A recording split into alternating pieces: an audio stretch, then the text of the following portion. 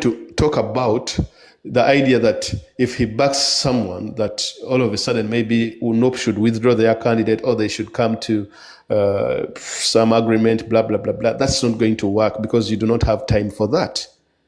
So everything right now, backing as a plastic thing. It is not.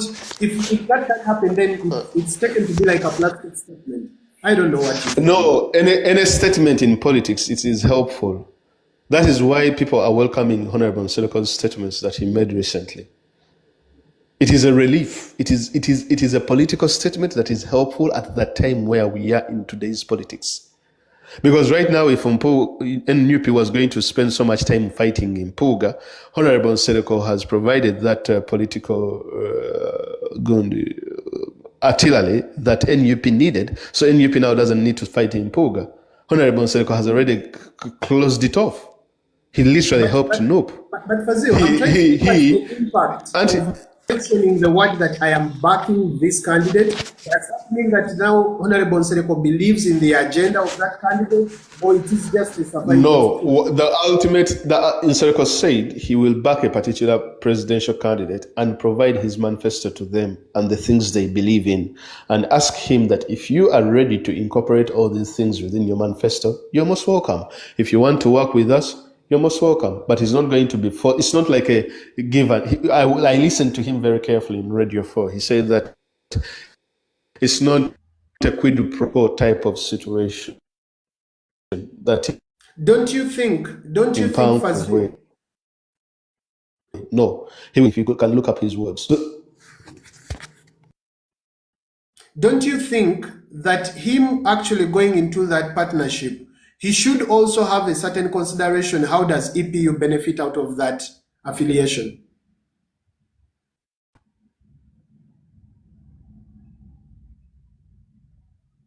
I think EPU benefits. This is why. Look, if NUP, for example, takes whatever party he backs, if they take power, definitely he can come up and say, we backed you. Would you consider this agenda that we had in our manifesto, or would you consider some of our members? I mean, Nsereko is one person that you couldn't miss to put in a new government that has been formed, because he's very resourceful, his ideas and all this kind of stuff.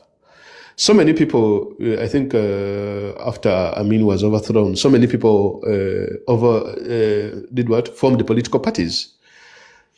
The reason why they formed those political parties is because the future of Uganda, whenever it was being discussed on the table, for as long as you had a political party and you were president, you had a seat on that table. Now, if you did not have any political formation or anything that was fighting to restore democracy in Uganda at that time, you were not invited. So if anything is going to happen in transition, whether a civil war or anything or whatever, definitely Honorable Nsereko has a seat on the table to discuss the future of Uganda. So either way, EPU benefits, like it or not, because the mere fact that he's the president of a political party that is seeking to change power, that guarantees his seat on how the future of Uganda should be post-Museveni. Okay, so my last question before we go to Ronnie, because now I already know where your position is. You don't actually back or encourage Honorable Nsereko to go back for MP. That one I've taken note of it. But assuming you are a political strategist, just like the way you are actually, you've always given so many insights to different political players on how they can improve on the democracy and political activations, participations in Uganda. Assuming you had an opportunity to actually just think out of the box and be a strategist for EPU as a party, and this, I just want a clear yes or no. Now that you've already taken the no direction for MOP, that one I respect that, and I think you've given us reasons why. Would you, as a strategist for Ecological Party of Uganda, just taking those shoes, would you allow the president of the party to announce that I'm backing a candidate, or you would actually let him remain silent on that issue? I think I would let him Okay, I'm not saying this like selfishly, even if it was Bobby Wine or even if it was who. And I if think it yes, was. what candidates do you think he should back? I think it's yes. I think it should. Should I say he should announce. Now, I'm not going to mention the candidate he should back, but I believe that anyone that aligns with the ideals of the EPU or the ambitions and objectives of the EPU, he should back that particular candidate. Because it doesn't make sense at times to back someone just because of backing. So for me, I still send it back to the EPU that at least if we are going to back someone, tuyimirire n'omuntu akkiriza mu bye tukkirizaamu. Because at the end of the day, it means that you have so much in common with that particular individual than what separates you. The other word of thought is if, for example, I was to speak to Honorable Nsereko as the president of the EPU, like I said, there are so many people on the fringe. At times, his tongue is a bit spicy. So if he can tone it down a wee bit, there is so many people that can literally join his movement, that are ready to join his movement, especially when he's engaging people online. You still need that in Nsereko of 2016, 17, 18, 19 there, who could engage anyone, however abusive or however derogatory or whatever they could be. And I think he should train also some people within the EPU to be able to engage people like you, of course, Tovuma, Toemula, and stuff like that, people who can sit and engage people. Because some of us literally, we want to have these conversations with people from different political parties, even if it's the NRM. Because at times when you're speaking with people from the same political party you're from, it becomes more of an echo chamber and there's no sharing of new ideas. You're not challenged on your ideas and you cannot build a formidable political movement. So if he could try to maybe be more engaging and try to, outline his ambitions for a future Uganda and also train people within the EPU, especially media people, to be able to communicate that particular information, I think we will have a strong movement that will be present that we can all be a part of in one way or the other. Thank you, boss. Thank you. In Africa, that was very, very good. And I think I've picked a lot of actually what you've said, especially the question of bouncing back for MP. You raised very legitimate issues. You are saying winning the MP race is not actually the challenge. The challenge is going to be the compromises that await him when he gets back to parliament. And those compromises is what might end up compromising his political influence. I think that was really well explained. Thank you again, Fazil. I always love having you on these debates. Ronnie. Ogamba otya Ronnie, buli kimu obadde okiwulira, omanyi kye tuliko, tandikira awo. Kye tuliko nange njagala kusaawukana nnyo na Fazil nga era ebigambo byange ebisinga abyogedde. For as long as Mr. Nsereko asalawo okudda mu parliament, there is no time to build a political party, because oyina commitments zo to the people z'obeerako, obeera ne commitments zo to the house itself, as in that it is very difficult to concentrate on building a party. Chovolaba nze ekya Bobi Wine okusigala n'atagenda mu bintu mu parliament kyansanyusa nnyo, because he could have either gone in a way, he could have opted to go back to parliament or something. Because he was a presidential candidate. Nanti kati omwami omutali si presidential candidate today, so he cannot, if he thinks of going back to parliament,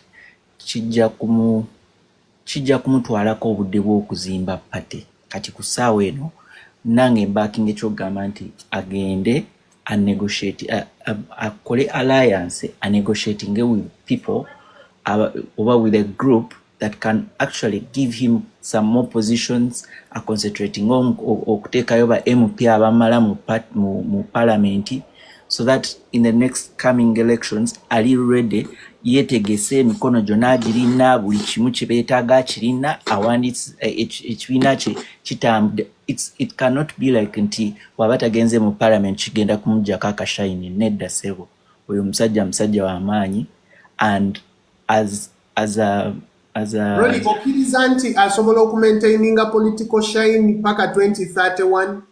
Absolutely. Outside parliament? Absolutely. He can be very influential as a president of a party, because he is opting to be an option, as in a plan B for Ugandans where NRM has failed.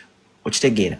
Nze nkubulira lero, me, I don't think NUP is going to win, but I'm telling you that if he negotiated with a group that has traction, ajja kusigala nga ali relevant, azimbe party ye paka tulinde 2030 ki alyoka ayingirewo. Okitegedde? Nze bwe ndowooza a party, he can still go out there. He's the president of a party, so he can still continue canvassing the whole country. Ajja kusigala nga tutenseza, asobola okusigala nga they are inviting him to places where he needs to make a statement. Ajja kusigala nga ali relevant. Absolutely, 100%. Okay. So you also agree nti I know kuvaya abeko gwa backinga mu candidates abaliwo, and yeah, what would the impact of that? Yeah, kati bwasigala nga bwasirika n'atabaako gwa backinze, it is a bad move, in that you are not contributing to the struggle of anything.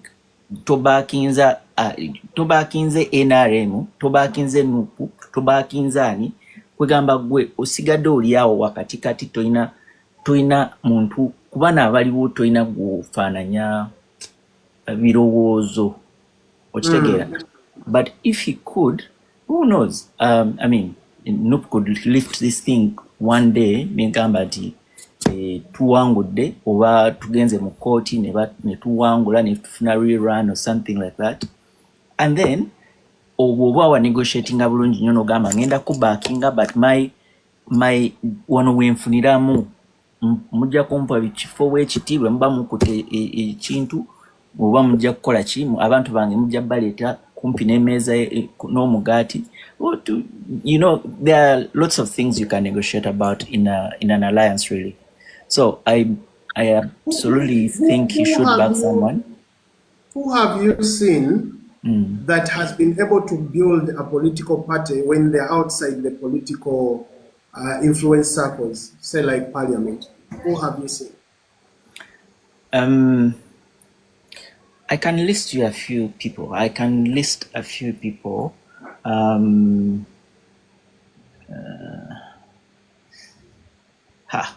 Amanya ngerabidde, but when we continue, because me, I can give you examples of people when they moved out of parliament and all their political parties struggled. I will give you Kenny Luchams, Olava Mabega. I will give you. But those people are not in Nsereko. Nsereko is smarter than those people. Unless you're saying that he's not smarter than them. I'm only trying to do some situation analysis. I'm not saying Kenny Luchams, because Kenny Luchams was at one time a very formidable politician, opposition politician. But those of you that know, even in policy formulation, environment, climate, investment, a lot of things. But I'm just only citing a few. Look at what happened to Norbert Mao. He became so irrelevant when he was no longer in parliament. He was just there. The political, until 2 years ago and a half years ago, he said, you know what? I think my relevance is dying completely. Let me go and get married to NRM. It is there. But Ochimayinti, he's getting married to NRM and to come back to a mainstream political structure has kept him a bit relevant for his personal career. I don't know for DP. Maybe it has been I tell you, as a that one is one of the strongest men in his region. Let me tell you. Oyo musajja tavangako kashine. Buli kimu kye mwogera ni Nobert Mao. Omusajja asigalako akashine. Era wasalyawo n'agamba kati I have divorced. I have come back to concentrate on building my party. He will be 100% formidable. Nga bw'olaba okusinga ne UPC, okusinga ne DF. So do you think his strategic move to join NRM was advantageous or disadvantageous? I think it was advantageous in his way, because in one way, he has learned how to build a government. He did not have experience on how to build a government.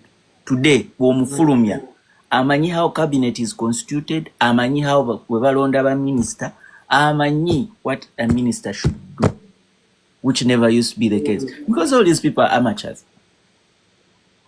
Ngokede n'ogamba nti ngenda kuwa nupu muzimbe government.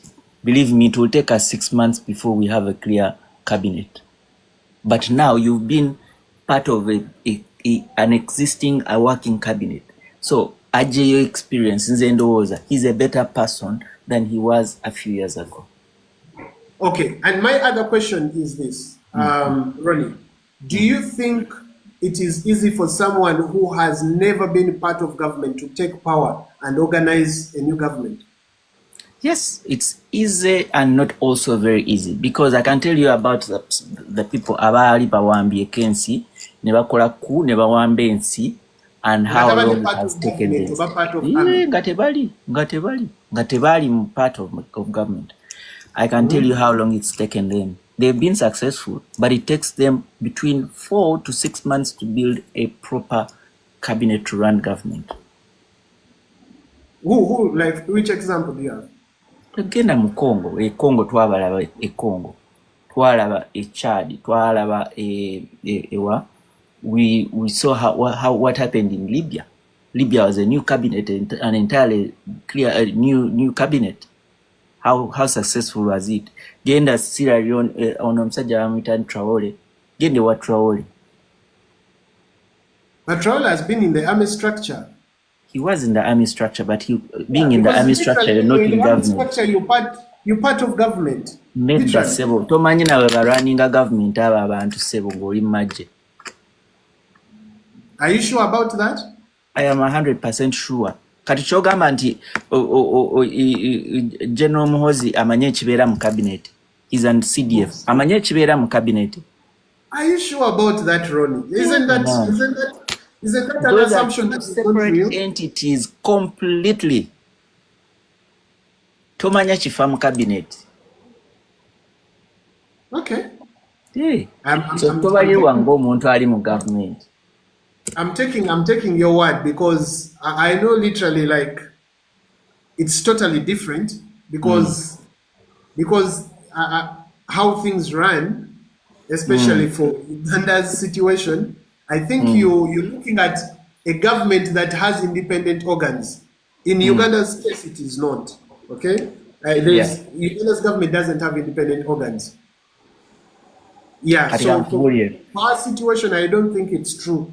That somebody can be at the top of the army and they have no influence on what happens in cabinet. I actually think the CDF can even query a cabinet member and you are reshuffled. According to the government. We are using the wrong example, because let me even just talk about a general in this army or even a major. Kati nze kankuwe example kangambe kati nga kankozese example nga General Muhoozi oli omulala atali ono.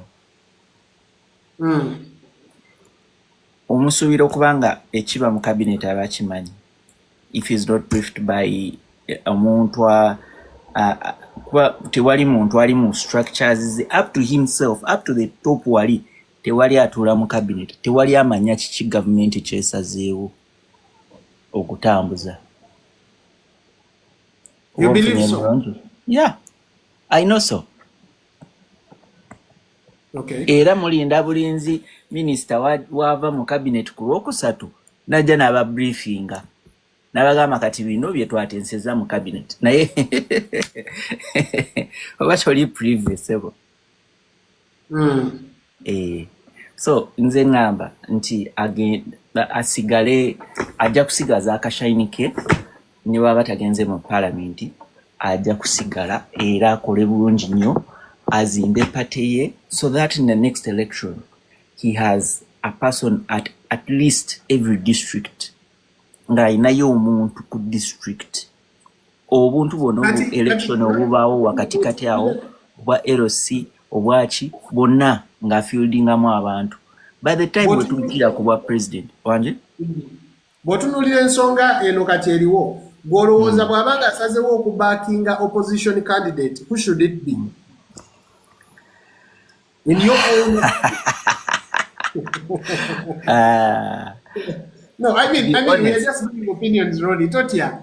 To be honest, let me tell you, if I were in his position, or if I was his advisor, I think he should not back anyone in the candidates. Nze kankubulire. If I were one of those people, I'm advising, I would tell him to make an alliance with them, with NRM. How? Negotiate for my top 10 people to get positions in key installations of government. It is that is That's more or less like what Mao did, getting an MP at East Africa level, getting something. I position them in the nfuna omuntu agenda one of my people abere ku team egenda okutensa mu UN ogenda okutenseza Uganda mu UN. I have now got a diplomat. I ask the president njagala ku bantu bange 10 bano ompeeko ambassador babiri ompeeko minister babiri ompeeko okitegeera ekintu ekyo. Don't you think that would be political suicide? Isn't that even worse than him going back to BMP? No. Kakati kankubuuze. Omanyi omwami gwe bayita Moses Ali? Yes. Do you know why Moses Ali cannot be moved out of his seat? Yes, of course they had an alliance. They had an agreement. Exactly. So it becomes something like that, where you are indisposable. Nainga osala okuvaayo because bakumanyi oli wa political party. You osigala ngo ogizimba bwe batekawo wa LC osimba waba LC kiringa DP bwobo yagala kwesimba mu DP osobola kwesimba ku muntu wa NRM tewali akugaana okitegeera but at least this time you remain with the purpose osigala ngo ozimba nga nawe bwoli relevant mu kintu ekitambula I think you have a point when you raise because if you say in terms of building capacity and then looking out for the advantage for your members, probably you have a point. But don't you think that, anyway, alliances are alliances. So you think taking an alliance from NLM would be much more advantageous than no? Yes, because Katinupe gena muwachi. Ndiwa nupu na nkubuuza. Nupe gena kumuwachi. Do they have ministerial positions? Do they have, is there any place, are they ambassadors? Have they negotiated anything to place him somewhere? Tewali. So taina chagenda kufunayo. Naye oli alina omugaati. Nyina nentula naye. Nenkutwaddirira nemugamba nina. So you take a personal compromise to benefit your members of the party. Exactly. Nyina ne top 10 bange nemugamba top 10 bange bw'oba okkiriza nkubaakingirawo kati. Nenkuwa Kampala yonna kuba yange. Njikuwa. Gamba Kampala ngenda gikunoonyezaamu akalulu. On condition that you are giving me this. Interesting. That's, by the way, a very, very interesting side of the conversation. Yes. And you have legitimate reasons why actually you say NRM. And I'm looking at it because DP has already done that. We can look at the merits and demerits of the personal issues it brought for Norbert Mao as an individual and the advantages it brought to DP as a political party. You know, probably that is something that can be looked into. I think I think I love the way you really put it out. Though for me, I know according to the affiliations, I know one of the things that Honorable Nsereko probably would not risk to even take is an affiliation with NRM. He's always, stood against it. But again, looking at the compromise, the die of compromise and party structure, who benefits and what you benefit, probably there will be a big point in Yeah, that. I tell you what, because olaba, I will tell you nti bwe nsaba ekifo where change, what I want to change is dear to me. Nga mawo bwe yasaba nti ye constitutional biki byayagala okukyusa ne bamukwasa ekya justice in charge of constitutional reforms. Minister of Justice. Okitegeera? Internal affairs, yes. So nkwata ekyo ekifo mwe nsobola okukolera change. Okubeera ne tetugenda kukola change, we need to make change right now. And osigala nga ekintu kyokikutte. Margaret, you're going to talk. Ronnie Katulizek, Margaret. Margaret, how are you? I'm good. How are you? Fine.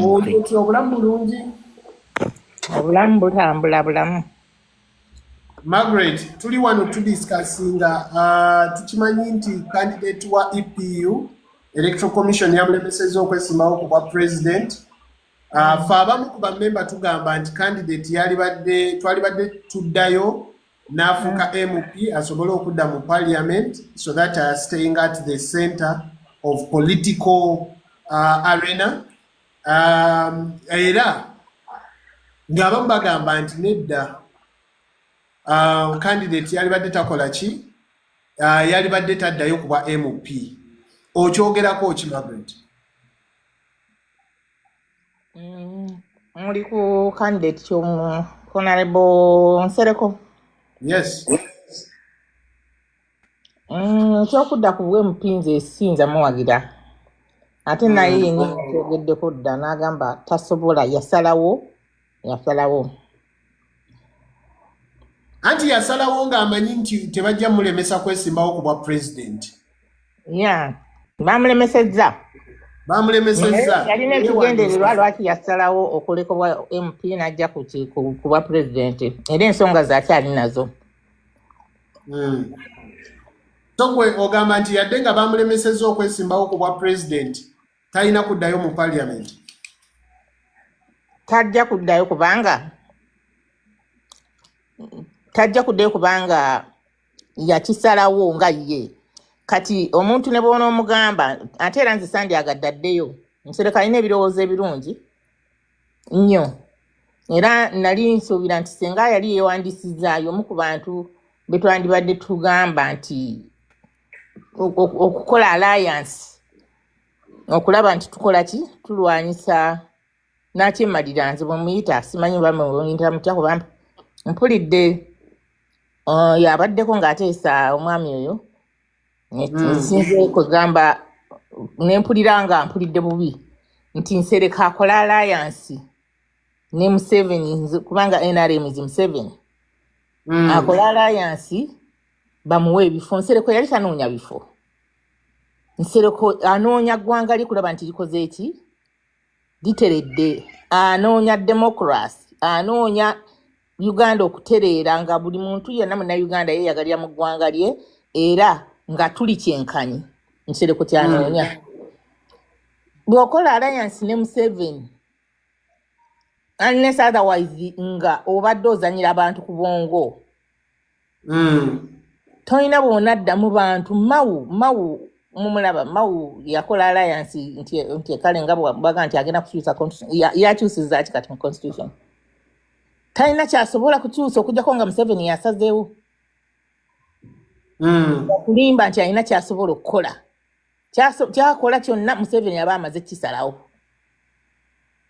Kati Nsereko okuddayo mu NRM aba yezizzaayo mu muguwa gye yavaamu. Ate jaze nga alaba nti ebikolwa n'ebigendererwa bya NRM si bituufu.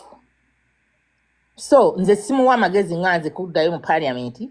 Naye nandimuwadde amagezi okusigalawo asigale ekibiina weekiri bakikiriza bakigesalinga kiza party president asigale nga mobilizinga abantu era yagambye dda nti ye ajja kwegatta n'oyo yadde tetumwagala aliwo baffe aba bamwagala oba tebamwagala naye nga yaliwo nga yalina amaanyi bwe tuba nga tulina kigendererwa ddala kyakugamba nti tukooye tulina kwegatta wamu ku oyo ne tulwana kitolo okulaba nti tumujja muki nti avaawo bw'avaawo Nsereko ne wabataze mu parliament gino emyaka mitono nnyo nekigendwamu mitono nnyo ng'otunuulidde figure naye si mitono nnyo ng'oli outside the influential political circles. Mitono kubanga ekisanja kati kiweddeeko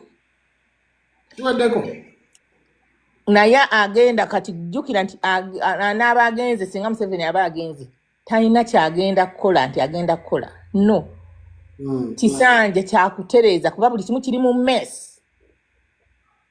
Everything is in mess. Kyova olaba nti eno struggle teyandibadde naye akugamba nti tulonda president.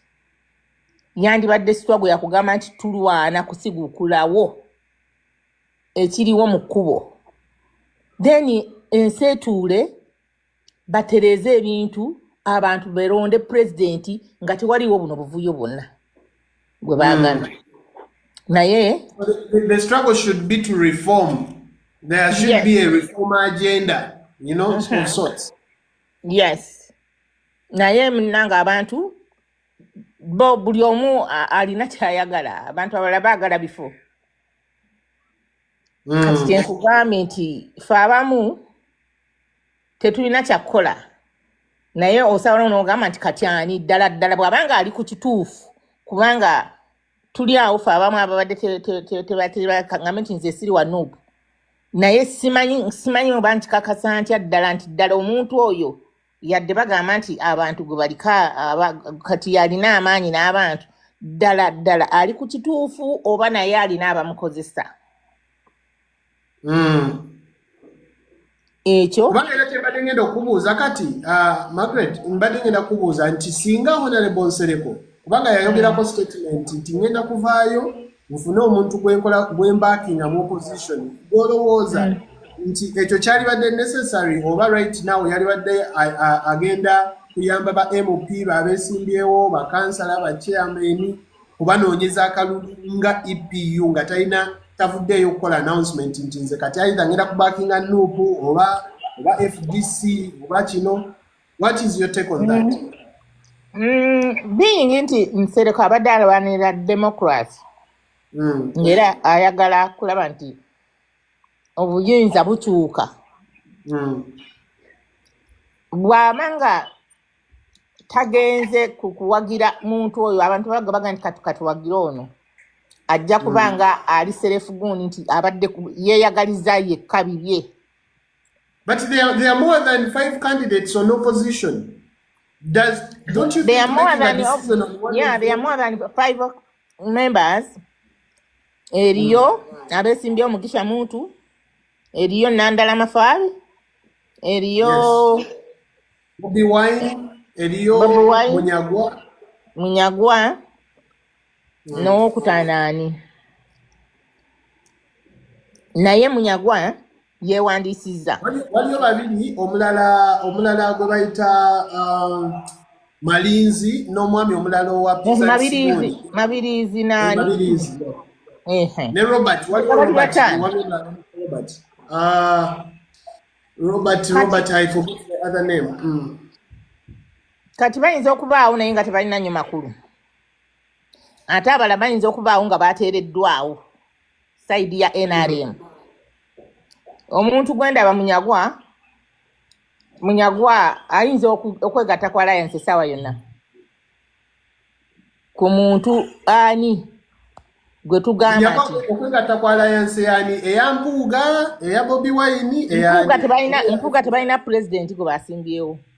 Already opposition tulina ba president babiri babesimbyewo benkakasa Mugisha Muntu ne Bobi Wine. Nandala Mafaabi tomuteekamu. Nandala Mafaabi yensonga lwaki FDC yava enajja na nkumbi nedda. ekatonga nekola ekibiina ekipya kibayita PFF kuba Nandala bali mu NRM already. Anti ebisawo bya ssente bagamba byayitawowe Besigye n'atereka nga tategedde. Yes, bazitwala ewa Besigye kubanga ekyo nkimanyiiko bazitwala byali biseera bya COVID ne bamuteresa ssente ntuterekere ssente zino. Naye being nti is intelligent man ssente zo teyazitereka na waka yazitereka wa muntu neighbor. Era agamba ssente bazitwala kiro n'atandika okwebuuza mu COVID lwaki ssente zino baziteese kiro. Nandala taliiko yawa musirikale. N'akebera gundi za ssente n'azikebera. N'amanya ssente gizivudde kubanga yabimanyi. N'abayita. N'abayita nga balwawo kutima ssente zo n'abagamba ssente zino muzikima ddi. Lwaki temuzikima? Kaakati nga tabanaba kuleeta ssente baayogera naye bagenda ne boogera naye omusajja oyo Sabiti n'agamba tubonyebonye nnyo ebbanga ddene mu opposition lwaki tukaddiye lwaki tetukola ki Tetulyayo. tetugenda. Besigye n'amugamba nti abaagala okugenda bakole ki Bagende. kubanga tolina buyinza ku muntu nga yasazeewo. Kakati agenda okuwulira oluvuuvumu lwa ssente ne lujja ng'olwo tebanne banazireeta. N'agenda najja Nankumbi n'ayita meeting n'abuuza Poa oyo kubanga Poa okubeerawo kwe Besigye abo bonna abantu Besigye abagulumize. Kati waliwo omuvubuka yali MP w'Etooro bamuyita Karanga. nedda yali w'Etooro eno w'Etooro bamuyita ani omudaamu oyo yagende wa dokita n'amugamba nti twagenda wa Museveni gundi yakola bwati ne tugenda era Museveni n'atuwa ssente. Kaakati bwe bakima ssente ezo baali baziteze dokita nga bamanyi nti dokita agenda kuteola ku ssente ezo. Kati n'abawa ssente bwazibawa kati oluvuuvumu ne lugenda nga tebaagala biteeka mu ki paka ebintu lwe byayabika ne babiteeka mu public ebyaliwo mwabimanya byonna ne baagala okukubira Lukwago enajja Nankumbi baali bamanyi dokita ajja kgenda enajja Nankumbi nga bategese kugamba bakole fujjo lyabwe lyonna dokita teyagenda. Bwe bagenda okwogera bayise olukiiko lwa kanso omusajja oyo omusoga yafa n'okufa bamuyitangani bwe baali balonze kakiiko. Kaakati kitegeeza Margaret just okubamu ekifaananyi kitegeeza DP ne FDC already bali in alliance with NRM. FDC and DP si kukuba muti already tovuddwa ogamba nti opposition erina bakandidate babiri muntu ne Bobi Wine. Kati ku Bobi Wine ne muntu bo bannyini balina okutuula nga bakandidate kubanga PFF teyaleeta muntu. Yes, PFF terina presidential candidate. Ne PFF yali egambye nti backinga Bobi Wine, I think. Bobi Wine bakyali mu nteesaganya. Toyinza kwesiba ku muntu naye nga bw'abanga takoze eki.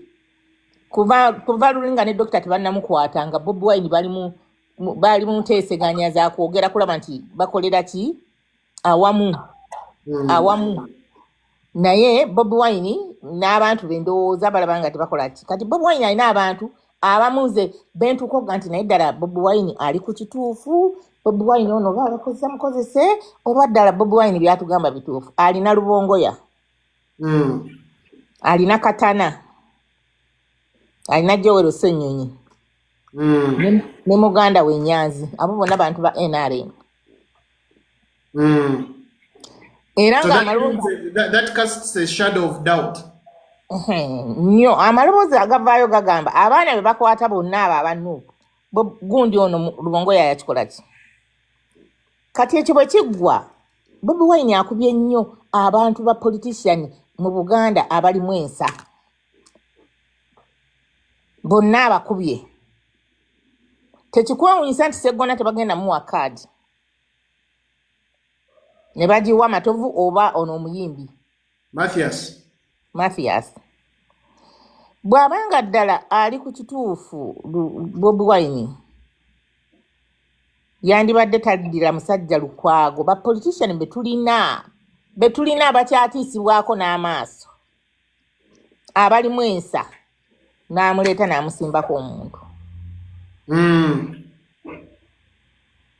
Yandibadde aleka Lukwago n'abeera ku kya mmeeya. Lukwago teyandi mutaddeko muntu. Ssemuju teyandi mutaddeko muntu. Kyobalaba ne Mpuuga alina ebizibu bye ng'omuntu. Alina enkweze, alina ebizibu bye. Kubanga ne walk to work ye yagitunda ewakayihura. Kati yakuba Mpuuga naye abantu bakugamba nti ssente Mpuuga ze yali afunye zaali mu makubo matuufu kubanga parliament yaziisa. Yazimuwa. Kati Mpuuga alina ebizibu ebyo naye mu Buganda babadde bamulabanga politician watch. And I think actually it has given him a very, very tough time. Kubanga bagamba ne ku decision y'okuddayo kuba MP. Ali awo akyali sheki tannabakola announcement. Ani Mpuuga? Nti teyazze. Kuba MP mu nnyendo mukungwe naye akyaganya okubuulira abantu obaddayo oba taddayo. Kati ekizibu ekyo ndowooza okiraba nti atukubidde ba politician mu Buganda bonna abensi. Kati ng'alinga alina ekigendererwa nga leese ojja otya ono omusajja gwe yajja eri ajja amusimbe ku Lukwago nga kiri ekifo. Ddala ekifo ekyo kyereere n'oleeta mufumbiro. Yabadda mu kifo ekyo. Ono bali mwezi omugjeewo lwaki omugjeewo oyagala alwanyise Lukwago. N'oleeta musisi n'omuteeka ku ssemujju. Kati parliament ey'omwaka ya 2026 bw'eneeba terimu basajja ng'abo egenda kuba parliament. Kati ate Bagret katono nnyo kangendeko wa Aquaman ono ngenda kuddira. Aquaman. Yesebo nkulamusizza nnyo sebo. Sebo nange nkulamusizza. Sebo. Sebo tuli ku mulamwa twogera ku mukulu era politician omukulu Honorable Muhammad Nsereko president w'ekibiina kya Ecological Party of Uganda. Yes, sebo. Kakati wentandikira sebo nti ekibiina kye akakiiko k'ebyokulonda kamulemesezza okwesimbawo ku bwa pulezidenti yadde nga buli kisanyizo yabadde akirina era buli kimu ng'akikoze naye ne bateekawo embeera eyamulemesezza okunominatingibwa ensimbewo. Prior to that yali amaze okukola already statements nti tagenda kubanga adda mu parliament kubanga yali akimanyi nti the next move was to contest for presidency. But as we twogerera kati president wa EPU teyasobodde kubeera nominated kubeesimbawo kuba president. A few of us believe that he needs to actually remain in the major circles of political influence ng'era kati slot eriwo yeyokulaba nga addayo afuuke MP ate asobole okusigala mu parliament ne influence ye. Also, the question of backing another opposition figure is also a big question. A section of us think he should not be making that announcement to back another opposition figure kuba candidate abaliwo nti tulowooza agende maaso n'okusupportinga abantu abadde nominated kuba MP ne ba councillors ab'ekibiina. Sebo ebibuuzo ebiriwo mu ddiiro. Do you think Honorable Nsereko needs to go back to parliament? That is one. Number two, do you think he should be pronouncing himself or supporting a candidate omulala opposition? And what would be the impact of that? And then number three, do you think if he stays out of parliament, nasigala just a political party head, do you think he has the capacity to handle the political relevance? Political relevance, I am not looking at individual relevance because Honorable Nsereko is a man of high stakes as an individual. But I am talking about the political relevance. Do you think he has the capacity to hold political relevance until 2031 if he decides to only stay as party president? Over to you, sir. So neyanziza nnyo Yugaman. Yes. First of all, Honorable Nsereko, as a person, is my good friend. We've discussed about many matters when it comes to politics. When he visited me here in my country where I am right now, ekisookera ddala w'otunuulira Honorable Nsereko is a lawyer, is an IT guy, ate y'omuntu ategera omuntu wa wansi. Kyekisookera ddala. Ekyokubiri, y'omuntu atunuulira omuntu wa wansi ayagala ki, wajja atambulira ne wajja ava. Honorable Nsereko otunuulira ebintu by'azaakola mu kaseera akatono ennyo, bisingira ddala ba politicians ababaddewo aba contesting for presidency right now. Kubanga otunuulira program ye eya solidarity funding ejeeyo abantu bangi. Ekintu ekyo kisookera ddala kibadde kirakinga within our societies. Nsi yaffe. N'afuna ago gonna amagezi n'akikola ki n'akireeta. People are being helped than actually okubeera nga bamukubira essimu nti omanyi tufunye obuzibu tuyambe, wabula yateekawo ekyo ekibiina. Era abantu bangi nnyo bakiyingidde, nene Bulaaya abamu bakiyingira. Ekyokubiri, Honorable Nsereko yenga ye amanyi ekyokukola. Politics amubaddemu, amagezi agayina, ne way forward agiina. But right now, it's just stepping aside to think right. That's my own opinion, the way I know him, according to what I hear and what comes out of his mouth, because can determine what he is. So, on my other point, So you've not really told us, because otwese suspense olinga agamba nti ye yesalirewo. For you, no, what do you think? so I'm coming to this point whereby asigale okubeera as a member of parliament over asigale nga is just a political party president. Me, I would think, according to his status right now, kubanga Yugaman for abasajja we tuba tutandise olugendo, tuba tulutandise. Bw'oba otandise olugendo olw'amaanyi n'ogamba nti ate stepping it down, then you're losing the energy that you've used to step to go to another step. You're going to use twice to go down. Because the more energy that you're going to put in to go to that step again, you're going to need like 5 times more than the energy you imputed in. So, according to me, namagezi gemanyo yo mwami gayina and all his strategies, he can remain as a party president, while he's trying to to make strategies for his party. Kubanga kati eno kino kimuyamba okumuwa space no realizing first of all the people to cooperate with, what he's supposed to do, when, how, and what he's supposed to do in the right time. Katika nakasera kajiddemu nze ngamba kamuyambye. If they've denied him, there must be a reason, and most reasons comes for a reason. Everything happens for a reason. Kakati Honorable Nsereko yenga ye asooka atuule kubanga ekyabaddewo ye ne Mpuuga yakirabye.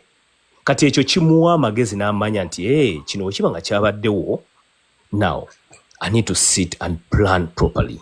Kati kana akaseera first of all avuddeyo babantu tumutegedde, abamu tuli mikwano gye, abamu tufunye omukisa nitwogera naye, abamu atukyaliddeko mu nsi zino ze tulimu, tumanyi ideas ze, ebintu bingi byazaakola. Tulabye waba politicians ab'amaanyi abaze ne bayimirirawo nga they've never even thought about abantu ba wansi nti oba bataddewo kino. Maybe they've done them wansi, naye avuddeyo n'akiteeka mu lwatu, n'ateekawo ne platforms, n'ateekawo forms z'abantu okufiirifiiringa, n'ateekawo omutemu agw'oyagala, n'ateekamu sente meka. Ezo sente z'otereka ziringanga gwe zikuyamba in the wrong run. Kakati apa politicians abalala kiki kye bakoze? Tulina problems z'amasomero, tulina problems z'amalwaliro, tulina problems za finance administration mugundi mu emulago, tulina ebintu bingi mu nsi, enguudo. Naye ekintu ba politicians ebo kye balemeddeko kuvuma muntu aliko ku ntebe na kulwana kulaba bo bagenda batya ku ntebe naye ate ne batatunulira ensi gye bagenda kufuga na kiki bagenda kuteekamu. What are the impact they've done in that long time they've been actually protesting? Naye ate omuntu azika kati sawa zino yalagawo impact ate in the short time n'afunamu n'obuzibu ne bumulaga nti kati oba buno obuzibu buzze, that means that ekitegeeza nina okuddamu neneetereza.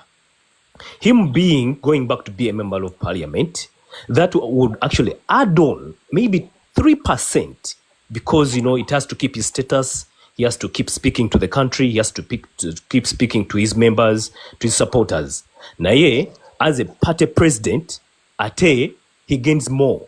He can cultivate more than being a member of parliament. Kubanga being a party president, he can still operate. Many political parties parties nyingi jukira government yaffe tetulina sente tetulina mirimu naye mmanyi sente meka ezigenda mu zino political parties. A lot of money bafuna sente sente zandiyambyeko wano ne wali tunuya tulina parties meka if you can count them. Kakati ye nga ye nze nga wemmanyi ayagaliza omuntu w'ensi ye ayagala ensi ye kyonna ekyabaddewo ne banne kimulaga bulazo olugendo lwakutte lunene. Either he deserves to fight more to get more shields or to stay in a small battle with other people, but step gyatuuseeko he cannot go down kubanga the energy is going to use to come back to that place. It's going to be more than what he has put in. Then there's another. So it's a no-go zone back to position of being MP. No, why? Again, Akuba actually he will be actually retaliating something like that himself, because now if you reach to the level of calling your president, you cannot go back to be an MP. You're seeking for relevance. Isn't it what it is in politics? That you must stay relevant? Now, Yugaman, we spoke these things some time back on the same platform. Netugamba, young generations, we always move on. We never look back. Olutalo ubango olwanye nti frontline yeno bagikubye ng'okyasigaddewo okyayina wabalanyu abalala. Keep moving. Naye kati wotunulira oddeko emabega. Kati the account eyo gy'ogenda okuteekamu egenda kuba etya, because you're going to need more energy, a lot of knowledge okubeera nti you penetrate through that beam. Kati ye nga y'okubeera nti no member of parliament ate abaddeko ku nominations z'aba president lubadde bino bizzeemu. I think it's going to put his status at a certain point. They might monk him at a certain point. So it's better nasigala nga party president. Yes, na building a party to a certain level until next time. By the time it comes, the right time when it comes, nga yeng amanyi kyekyokukola nti ngenda kola kikati wano we natuuse ngenda kola kino wano ngenda kola kino wano ngenda kola kino bana abantu nabategeera wano nja kuyita wano kubanga oyo musajja mugezi. Aquaman, Margaret, do you want to say something? Just to briefly, because but do you want to interject on what he has said, or it's different? Sina nnyo kyenyongerako ku kyagambye nange nkisekeneringa nti talina kudda mabega. Okay, just cut. Aquaman, then could Era kusigala nga Yugaman, Madam Margaret, watunuulira ono mwami tulabye ba presidential parties abalala nabo babadde bavisitinga different countries.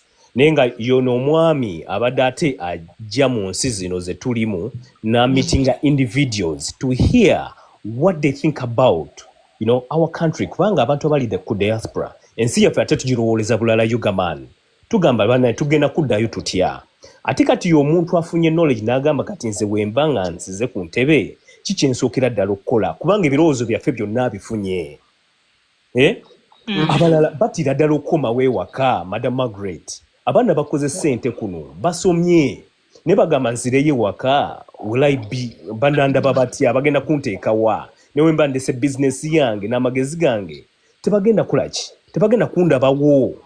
That's what we think. I would say I won't talk about other people, but me of course I have to come back home, you know. I have to fight for my country.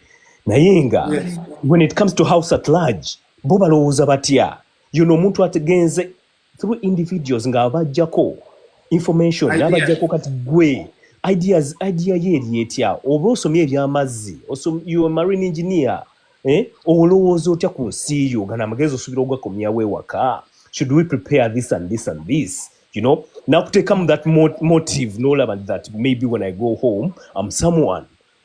Now meeting other doctors, political party chief, president party chief, on the looking at the naye kumata nga abadde agenze Germany. Ngabaddeko ku mukutu ogumu. Ne mubuuza nti gundi yabadde wona, but what is the way forward now? Tugenda kola tutya, tugenda kutambula nani? N'agamba nti aliwo nga w'amaanyi oba oyagala oba toyagala kati. Oyo aliwo nga w'amaanyi gwe tujja okutambula naye. Okay. And kakati, Madam, a little bit, Ugaman. Madam Margaret, nze honorable Subira yandibadde afokasinga nnyo kati ku kibiina kye. Yenga yomu. Wembadde njagala okubuuza even before you go in there. Yeah. Eri question ogitubuulidde. Kati Aquaman otubuulire. Are you in support of Honorable coming out to pronounce himself and align himself to back up another candidate, or you actually think Honorable should stick to EPU and support his MPs and councillors to handle their campaigns? To my point of view, I think he should focus on EPU as the president of the party. Okusinga okuyingira parties endala zabadde tategeera. First of all, wetutunuulira nti no, when you make your own party, you start creating enemies inside you, whether you know them, whether you don't know them. Kakati, first of all, that's another first flag. Jona alaga nti no, you're weak as a weak person. Ate you know mutu gwe tumanyi, a person who can conquer. Who can conquer, you know, fights, who can conquer the most, and he can reason them out. Kakati, if he gets to support, but supporters will EPU, wagamba nti kati nga ye president kati tuwagira ono mubeere mulimu ate abatabaagala.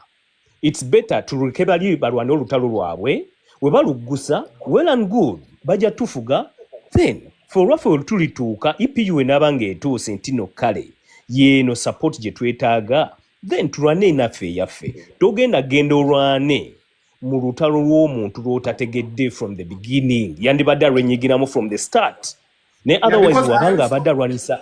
Just to supplement to that, I see Margaret katono njagala kugenda.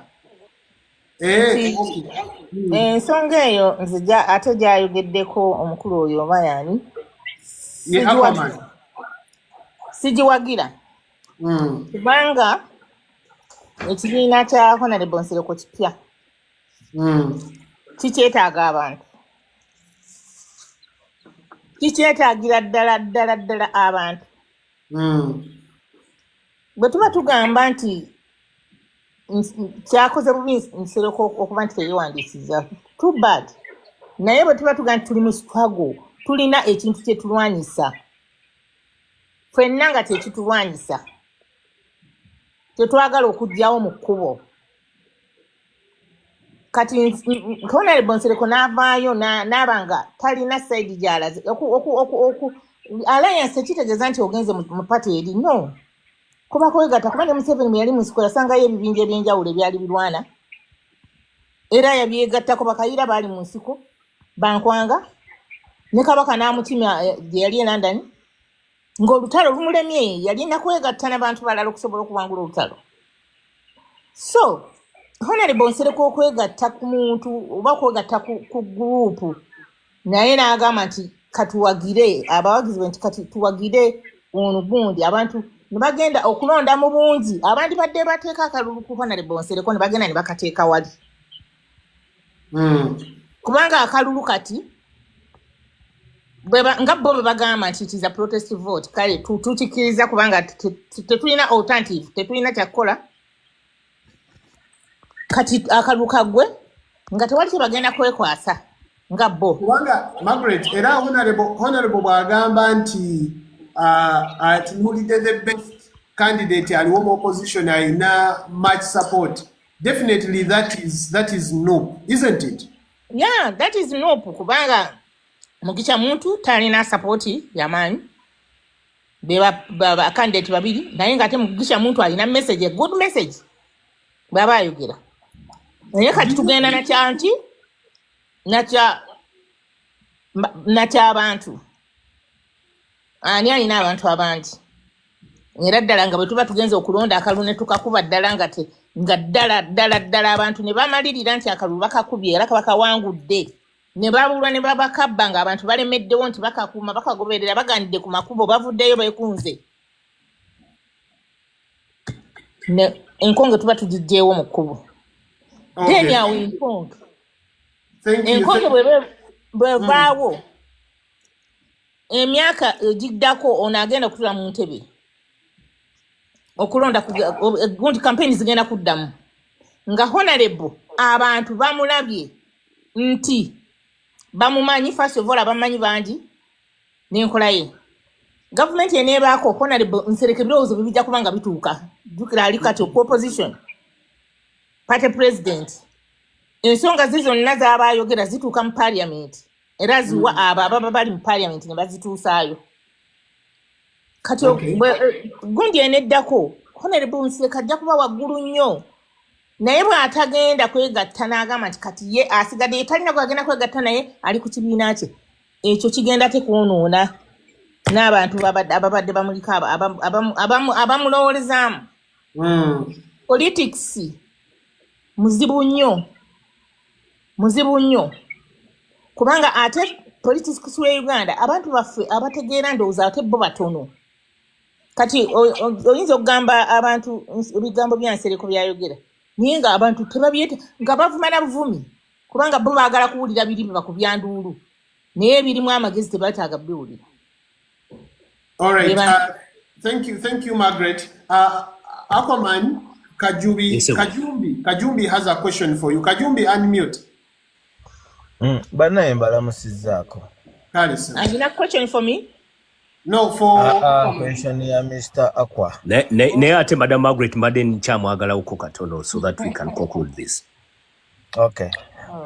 Bana nze nali badde kale egenda kuberanga question sorry teja kuba nnyo question naye nga mbadde ngezaako kutangaza Mr. Aquaman nga kyengezaako okukulaga nti beribeeranga ekkubo lya kukyusa ggwanga lyaffe oba bukulembeze bwa nsi yaffe tewali nsonga lwaki ogamba nti honorable Nsereko teyeegatta ku pate yonna asigaze pate ye so kyalibadde kirungi era nawuliddeko ku kigambo ekimu kyeyayogedde n'agamba nti tetugenda kukozesa kkubo limu lyakulondako katujja kusigaza nga tukola ki tunoonya amakubo amalala kati bw'oleeta ekirowoozo ekigamba nti talina kwegatta ku pate yonna oba ku kisinde kyonna oba ku mbeera yonna enaakyusa eggwanga olowooza nti tobeerako ngeri kwegamba gy'olemesaamu ntegeka yaffe abaagala enkyukakyuka.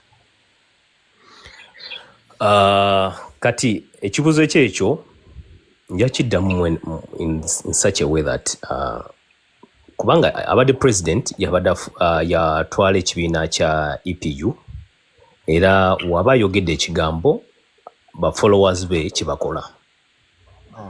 Right now ekintu ekiriwo ssaawa zino that unfortunately he was disappointed byonna ebyabaddewo tubirabye and we sorry for that.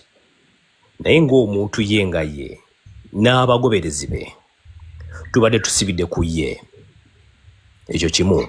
Ekyokubiri nti mu bagoberezi we have to sit and make a decision kubanga onsuubira omusajja mufumbo olina abaana nti teri muntu ayinza kuyingira mu maka go akolera amateeka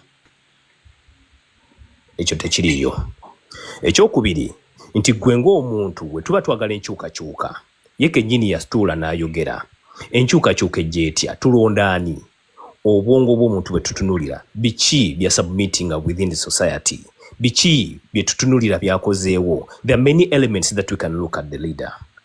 Yes, fena twagala enkyukakyuka naye decision egenda kuvamu gwe owa EPU kubanga leader ye akoze eki bamujje mugunde bamujje mu race naye kakati banga bamujje mu race tagenda ate kudecidingira gwe omuntu gwe abadde supporter we agambe kati bannange tutunulira because he might have his own benefits or his own reasons as a person. Nawe kenyini wagenda okumulonda okumubere mabega to support him from day one. You had your own reasons. So you have a reason to sit and think twice. Where am I deciding from? You make your final decision as a person. Wabula sigambye nti no teyunga ku kibiira kyonna.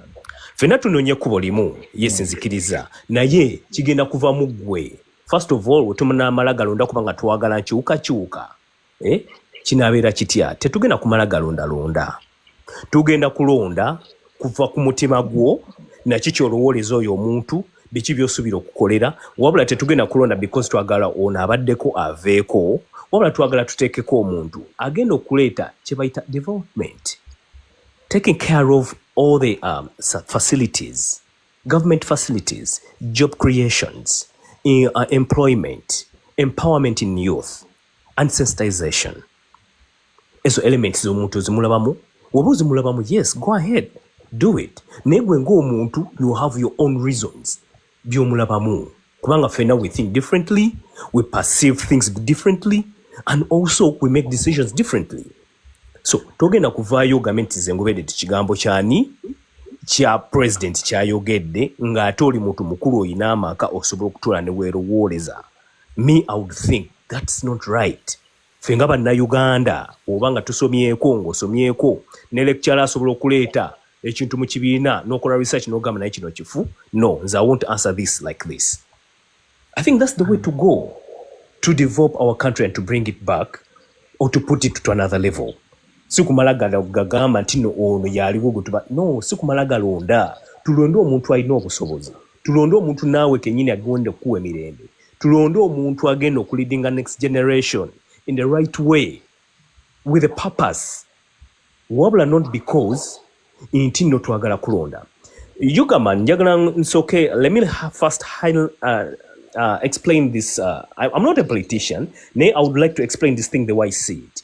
In politics, first of all, Uganda to China political science. That was a subject, or it was a session that used to teach people about politics. Yavaawo. Ask yourself why. Singa tuina abaana ababugumiziddwako mu bintu bya politics. Right now, singa they are reasoning out. Neka kati tebiriwo.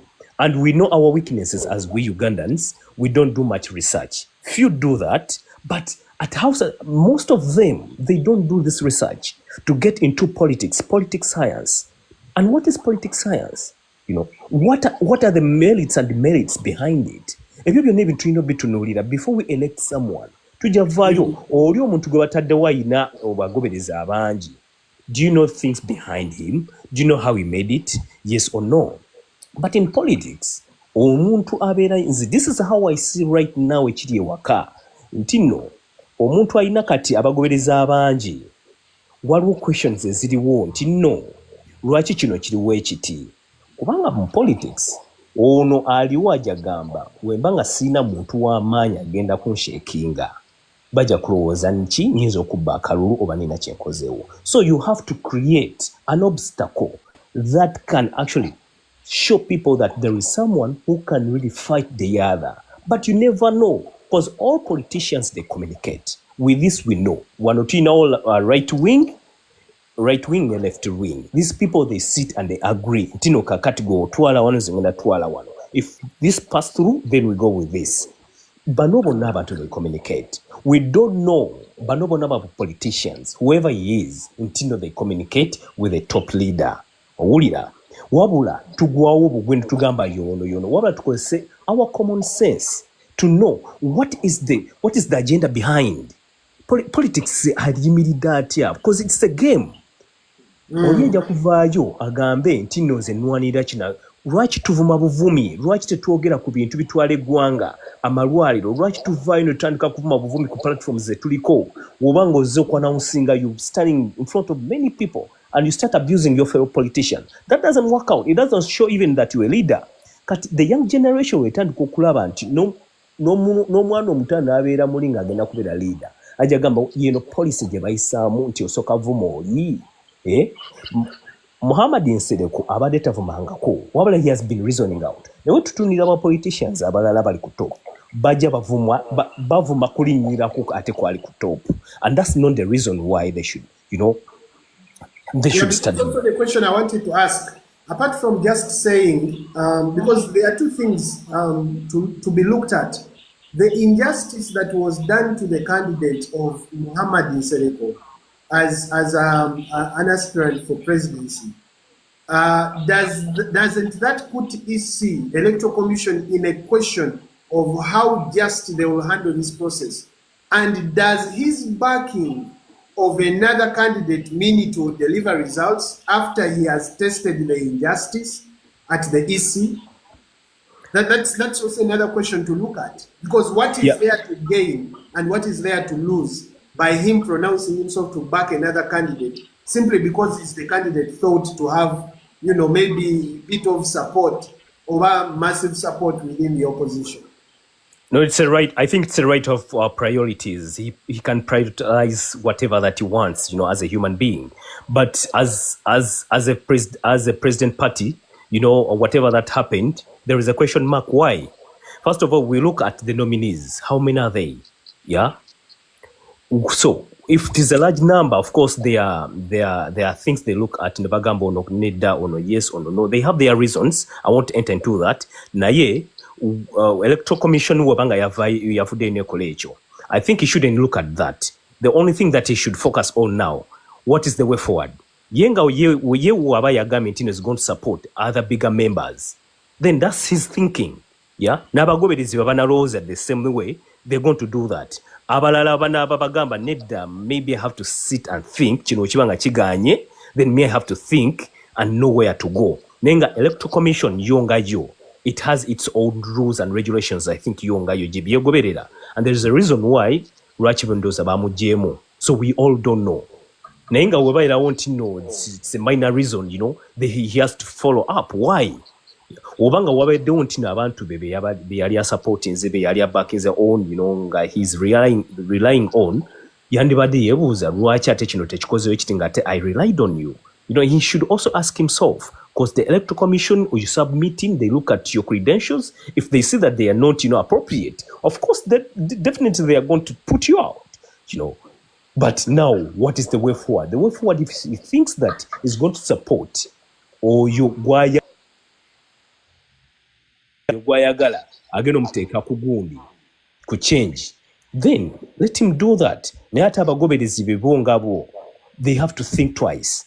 Ntino bo baba balonzo nga ebintu bye balaba ntino bye bimulimu si bye biri moli ono ye wabaza for the change. What change? We've seen it many times, ababade we know them. So you have to think and sit down, make a decision for the better change.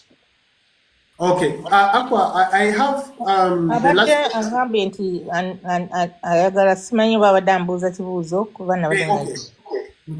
Aqua, do you have a question for Margaret? Yes, Madam Margaret. Margaret, thank you so much. I have already discovered something, that you have been at the front of following political issues for quite a good time. And I honestly want to appreciate you for that, because there's a way you've shed light on the FDC, PFF, and Katonga, and how this whole thing came about. I think that's a very, very good thing. Ddala. Aqua, did you want to ask something from Margaret or to share something? Yes, Madam Margaret, wewagambe tino Honorable Nsereko yatambudde n'agamba kati ye agenda tunuulira the bigger picture. No, njogedde naye ku makya nga abadde ku mukutu ogumu n'agamba agenze ku mupiira Germany, abaana be bali Germany bagenda kusamba mupiira. Yes, I know that, yeah. Nemubuuza nti kati what is the way forward? Tasobola kukola kintu ekyo n'akikola nti avuddeyo n'agamba alina okuyita abantu be 2 balina okutuula n'oyo gwagamba nti bagenda kukola alliance ne batuuka ku nzikiriziganya ne bakola n'agreement. Right, that's right, yes. After that aba ayita abantu be n'ababuulira ABCD era n'ababuulira agreement, bakoze agreement nakyo kye batuuseeko n'enzikiriziganya gye batuuseeko, n'agamba nti tugenda kutambula ne gundi.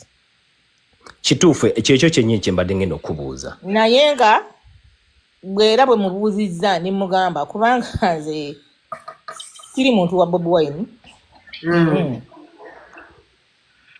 Naye era alina kyagambye n'agamba nti oba baagala abantu bonna kwegamba oba baagala oba tebaagala,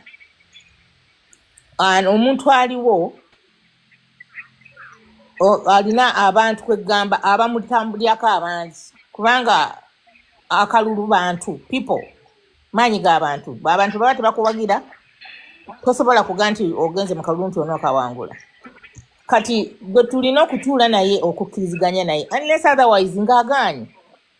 But does that mean that just okubanga alaba nti this is the leading opposition candidate, does he expect justice from the EC at the end of the day? What is the situation analysis? No, I think that one, no. I'll understand that. That's no. Justice, kati era nakyo nkugamba nti bano abaga nti protest vote byonna balina okukola ki? Kati ffe tulina okukola ki?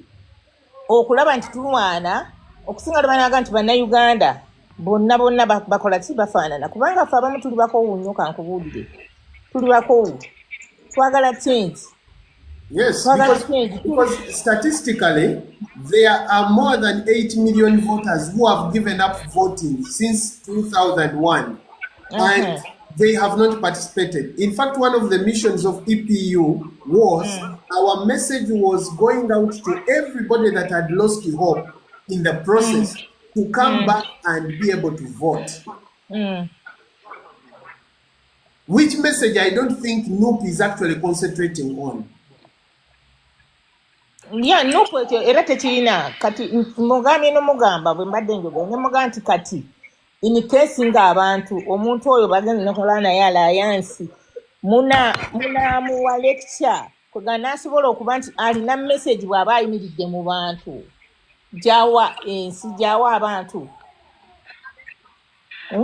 kubanga message yeyo kugamba nti Museveni must go, Museveni It's not enough. It's not enough.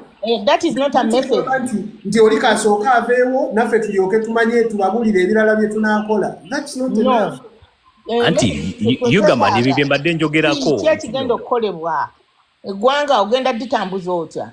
For example, last time yali wano namawuli nambuuza ekibuuzo kugamba engeri gye yaddamu bye mbadde ngezaako kugambako nalebo Nsereko nti basobola okutuula n'omuntu oyo in case senga bagamba nti kati katugende mabega nga bajja mubuulira nti kati bw'oba ogenze mu public you have to speak here n'aba nga yagitegese nga baba bagimutegekedde n'asobola okwogera ensonga ezirimu amakulu so sezikubya abantu abawagizi engalo ne baleekaana nedda fama twagala bintu kati nze nyinza okugamba biri gumu nali simanyi musajja oyo gwe bayita Besigye naye nali ku radio ne muwulira ng'ayogera ne ngamba ngenda kuwagira omusajja oyo ne ngenda omugenzi njuba ne mugamba ngenda kuwagira Besigye nga mpulidde ebigambo bye nga simumanyi naye speech ye gye yakola ye yampaliriza okuwagira Besigye up to now tavanga ku mulamwa yadde ali mu kkomera naye ate abamu bwe bajja basiiga omusajja enziro ne bateekawo propaganda ne bakola ki ne banafuya Besigye kwegamba okumujja mu ki naye ate Besigye yadde baamukola ebyo teyava ku mulamwa yasigala nga n'abo abamukubye ebyo ng'era agendayo ng'abagamba nti ffenna tulina okukola ki tulina okwegatta ffenna tuli mu buwambe Madam Margaret, kyekiri kyenjogedde nti no, some politicians we never know whether they communicate with each other. Nenga in politics, omuntu asobola oteekawo some obstacles, to blind see bana abantu okulaba ekituufu kyekiri ddala deep in politics kyekigenda ogenda maaso, just wabeerewo that gundi to distract them away from the main point oba kitegera kyenjogerako nti bano abantu abamu bajjawo ate nga bakolagana maybe within the main top that is the problem kyembadde naye nga tefe abantu tetukimanyi kubanga kati ffe tutunulira kiri aveewo tegukakasa mbikugambye ffe kyetuwulira nti okuvaawo naye nga temuntu ategeera highlighted a few things that had cast a shadow of doubt in some of the aspects, so you cannot simply overlook some issues simply because you need to create an alliance. There must be alignment on definitely and principles of driving change. kyembadde njagala okugamba madam Margaret nti no abantu bonna ba EPU nti bo basooke batuule balowooze kubanga ffe tubadde tumanyi omulamwa gwe tuliko na buli omu yenna abadde amabega wa Honorable Nsereko abadde awuliriza buli kimu nti ye abadde ku mulamwa ba politics bangi abadde baziboogera lwaki tebavaayo ne bagamba nze ndi weeri abeeri bo gye bali n'abali eno they have their reasons kakati toyinza kuva ku reasons the main reasons ne basics ze tubadde tunulira nti no they are leading to change era nti if there is change there will be possibilities people to survive in good condition naye ate gyogeno tuteeka tuwulirayo buwulizi we need change kubanga abantu kye baagala okuwulira kubanga bakoowu baagala kulaba ekintu ekikyuseeko naye that's not enough ng'ojja kwogera change but what are your objectives, what are your aims in the presidential leadership naye kakati ono omusajja ye abadde ne objectives nga ziri point blank nga yo zirabirawo n'ebintu byazaakola physically ng'obirabirawo n'abantu babulijjo engeri zabayambamu gyabaconnectingamu and we united thousands and thousands people on platforms abaali bateemanyi naye comers as a family olabye nti abadde agezaako okuyunitinga ab'omu kyalo abaawo era still asigale nga agenda nakyo mu maaso naye kati mbulirayo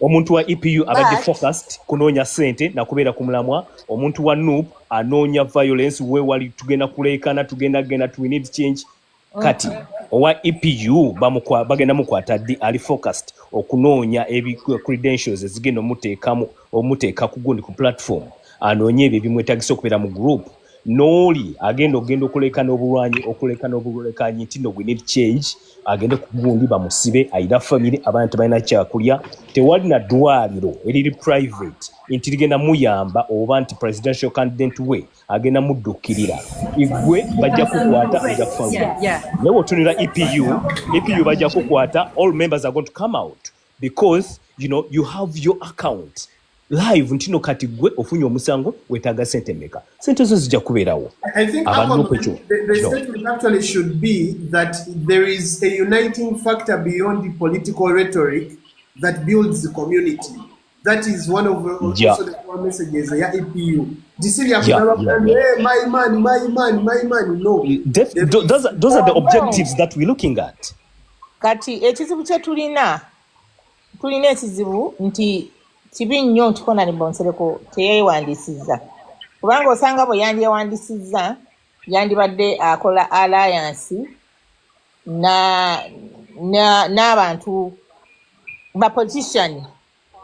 senior politician kaŋŋambe abategeera ennyo ebyo ebifuzi kubanga waliwo abantu bali mu byobufuzi naye nga tabitegeera ekibi nti omukisa ogwo tegwazze naye nga twagala ekiriwo omuti oguliwo oba olwaleero gugwa oba gugwa ekiro oba gugwa enkeera twagala omuti ogwo guveewo nga tukimanyi nti omuti ogwo guba guvuddewo guno oguba guzzeewo tegujja kuba na buzibu bwonna ene mistake nti akoze mistake wet bantu kukola nti oba bimulemi akole ki guno omuti guno gwe twagala guveewo kubanga tubadde tukyayagala gweyongereyo na myaka 5 kubanga buli myaka 5 olugweyongerayo gwongera okukola ebintu ebirala gwongera okwenyweza kati emyaka 5 bwe ginagwako si yajja okujja mutabani we yagenda okujja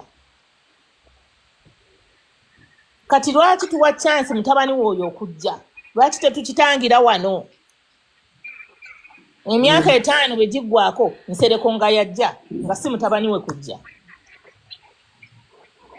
anti kakati Madam Margaret buli lwe bamulekawo senga omusajja oyo tebamulekaawo kuva 2 omusajja oyo Besigire yavaayo kati bagundi obawulira bwe boogera ono Minister wa Internal Affairs ani omusajja Otafiire saawa eno kati boogera he's been actually naye singa luli baavaayo ng'omusajja omutite gunnamera kumerako matabi kumera kugaziwa matabi senga omusajja oyo waali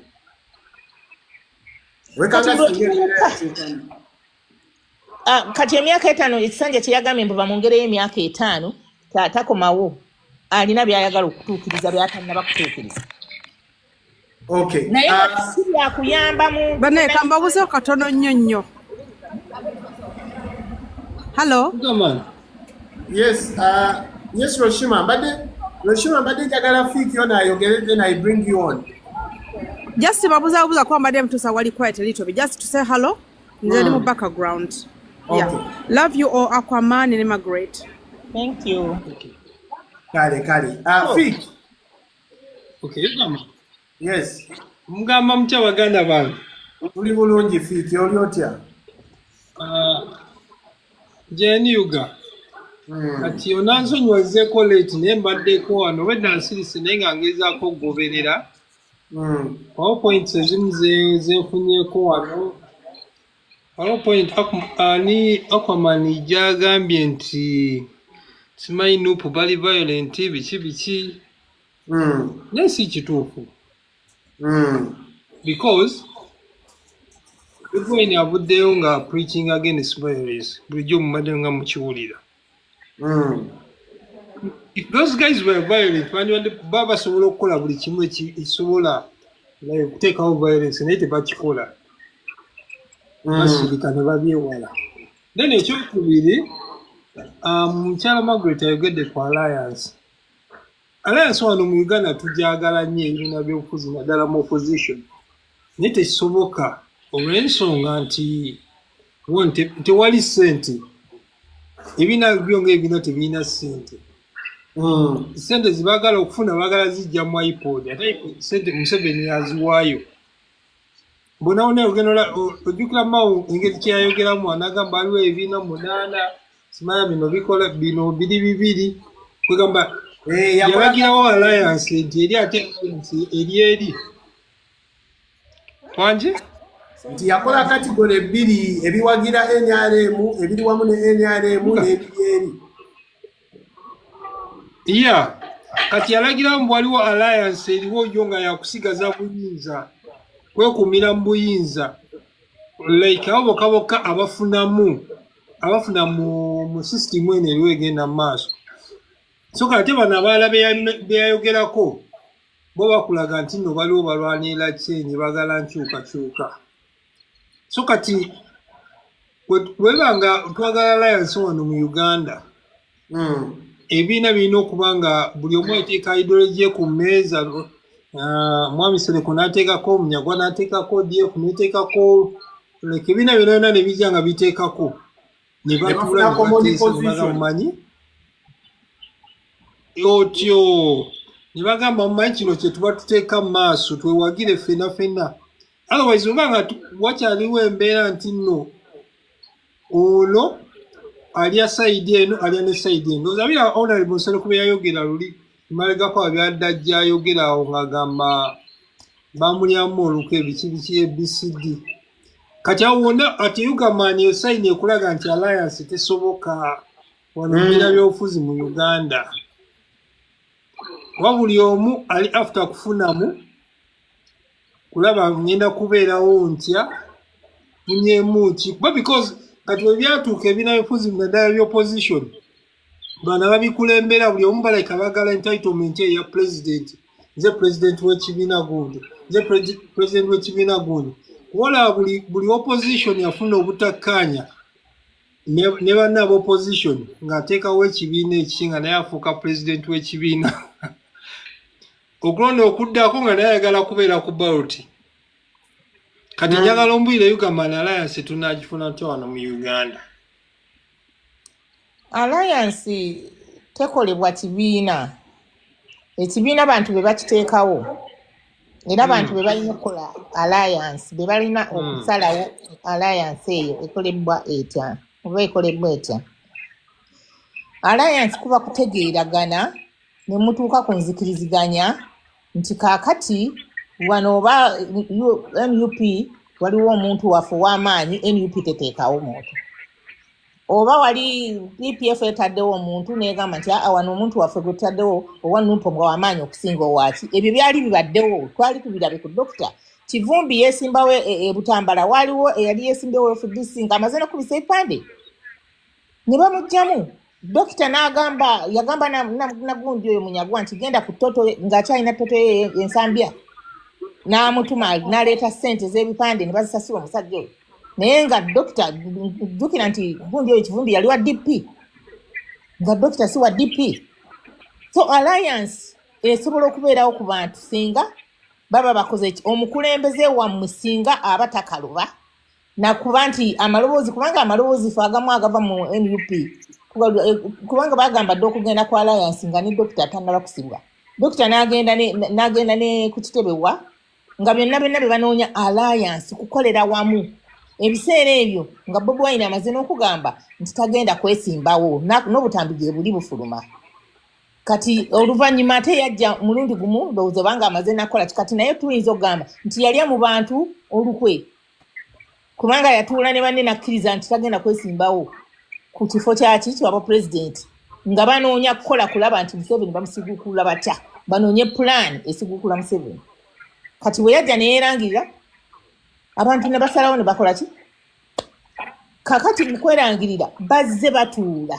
PPF egezaako okulaba nti batuula bakolere wamu. Tewalya kibiina kijja kuvaayo nti NUP evuddeyo n'erwana n'ejjako Museveni nga teyeegase n'abantu.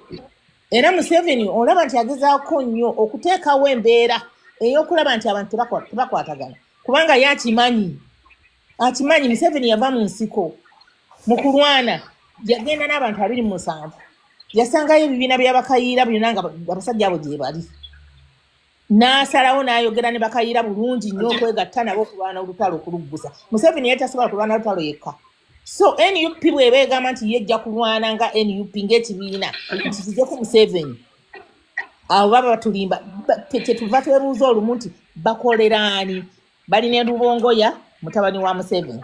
Bali ne Katana musajja wa Ifo, Lubongoya Mujaasi. Mpulira bamwongedde n'ebitiibwa. Ssennyonyi wa munda mu tiimu NRM. So bwe tuba tugamba bino ebintu kati bano abawagizi abaliwo bambi bo bawagira nga baagala change naye nga tebamanyi nti be baliko abamu ddala bali ku nsonga ntuufu oba bo bali ku ssente. Anti kati mukyala Margaret olaba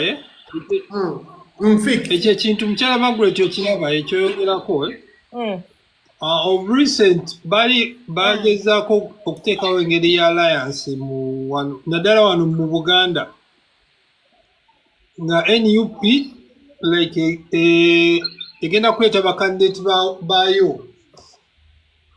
Kati PPF ekulembera road mayor ebyaliwo wabira ebyali mu council simanyi guno omwala gwa amu biki kati ekyo ne kireetawo embeera tebasobola kukola alliance kwegatta. Ate ne kireetawo embeera kitya embeera yaliwo nti anti embeera Lukwago bw'aba yalwana nga alwana okugezaako omanye ebintu ebimu abantu babiraba bimaze abantu tebalengera kiri wala wabula baagala kulaba kino ekituuse wano bwe kiti. Lukwago alwaniridde ebintu bingi nnyo. Lukwago talwana na Miss by the way naye abantu tebakimanyi. Lukwago alwana na Museveni yeyawa Amisa Mugga. Ekitegeeza Museveni ajja kutandika okugaba ebintu bya bannayuganda bw'atyo nga kyayagala nkyajja kukeera agambe nti parliament njiwadde gundi ng'abantu mukube mu ngalo. Kituufu mukyala Margaret ogambye Museveni yeyawa amwe omwala yeyagumuwa nga kanso nze nali kansala ssebo okumala emyaka 10 I was a kansala. Speaker yafuga olukiiko. Council yefuga olukiiko. Chairman abeera wali ng'atudde. Nga chairman kati njogera kaŋŋambe nga kati town council ewaffe nze nali kansala ekasangati okumala emyaka 10. Speaker asalawo ekintu mu council nga yagadde kukiisa. Bagenda okuteesa ku kintu nga speaker yakitegedde dda nga yatudde dda n'abantu be bamanyi. Ensonga ya council yagiyisa. Era n'ebbaluwa hamu gye yajjayo yagiraga nga omukono gwa speaker gwe gukola ki? Gwe guliko. Kati gwoga nti ebyaliwo Margaret debate like ejja tuwanvuya nnyo naye ng'ate already waliwo amabaluwa agalaga nga directive ng'eva wa Museveni ng'egamba bamuwa omwala. Endala neva wa speaker mu parliament ng'egamba bamuwa omwala. Ekyo kyo kasegona eya Museveni igenda okuvayo nga speaker baamala ddo bayitamu ne batuuza council ne bayisa ekintu ekyo. Anti Madam Margaret nze ekintu ekyo mbadde saagala kigenda mu nnyo eky'omwala naye nga katono nnyo. Ekintu ky'omwala ekyo kituufu kyaleetamuko kutaataaganya enkolagana wakati wa PFF ne Lukwago n'ekibiina kya NUP kubanga ne bakansala bennyini. It was a controversial issue. Nze kikkiriza. Semuju nsonga ki gye yakola. Ekyo kituufu mukyala Margaret. Waliwo ensonga y'omwala yagijjawo. Ensonga y'omwala yabakyankalanyamuko awo. Bali balina kye bagezaako okuzimba. But of course let's not go there. Tusigale ku kintu ekistikinga to Honorable Nsereko and his future affiliation to NUP because nze bwe mpulira statement egamba nti tuwagire oyo bwe tulaba nti alinawo kati amaanyi. I believe that is Bobi Wine and that is the party called NUP. But I am very much focused on the messaging. Kubanga nze I am one of the few supporters or members of EPU who believe that our president should not pronounce himself with any candidate as of now for the good of the party. Yeah, I think also I can stand beside you. Madam Margaret katono nnyo. Madam Margaret ageze n'aleeta ekirowoozo the way she phrased her statement nti omuti oguliwo kyetaga twagala kugujjawo.